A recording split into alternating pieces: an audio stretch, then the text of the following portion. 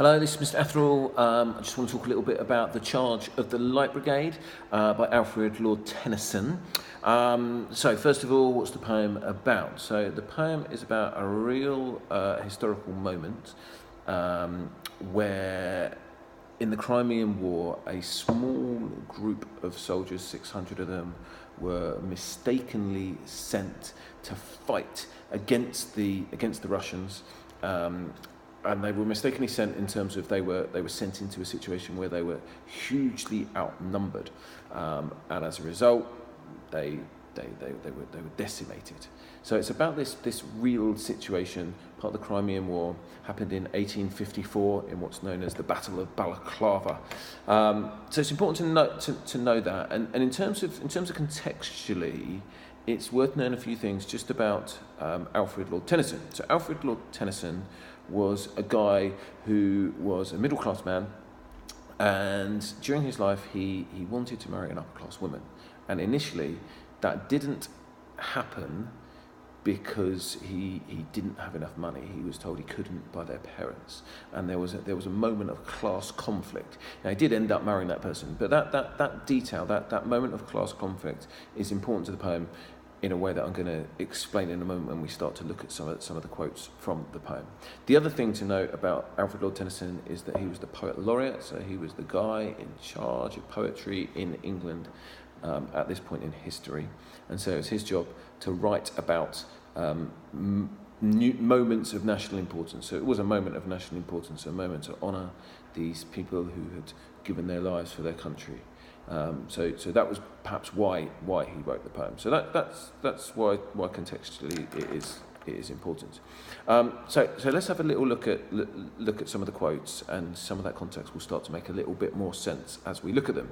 So the first quote that I think is important to remember is "Charge for the guns," he said.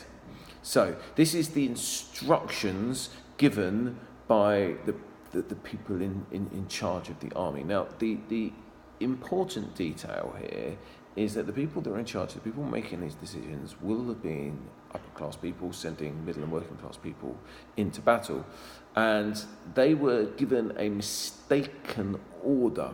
So that phrase, "he said," now no one is named, but there is perhaps an implied blame upon whoever gave these mistaken orders, and a criticism of the upper classes who perhaps accused here of being arrogant, of being careless with the lives of people that they don't value enough. So the device, if we're going to name a device, he uses direct speech there, quotes someone directly. Later on, another quote that links with this idea is the line that says, "Someone had blundered." So this is the clearest line that there is some criticism. Someone had made a mistake. Someone had sent these people into war.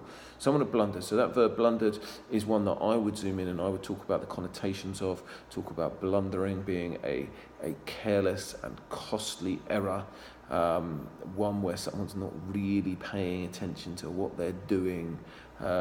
It's kind of a foolish error.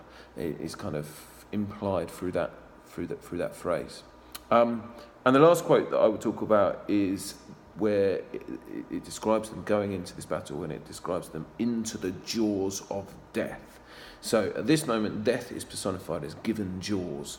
So death is more deadly as a result of being personified. It's a more aggressive force. It's one that's taking the lives of the soldiers.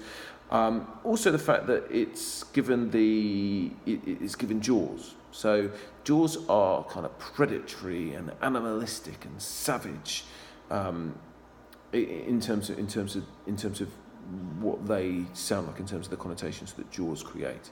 So I would want to talk about that quote as well, because of the aggressiveness that the soldiers experience. Certainly this is a poem that is hugely sympathetic and admires the soldiers.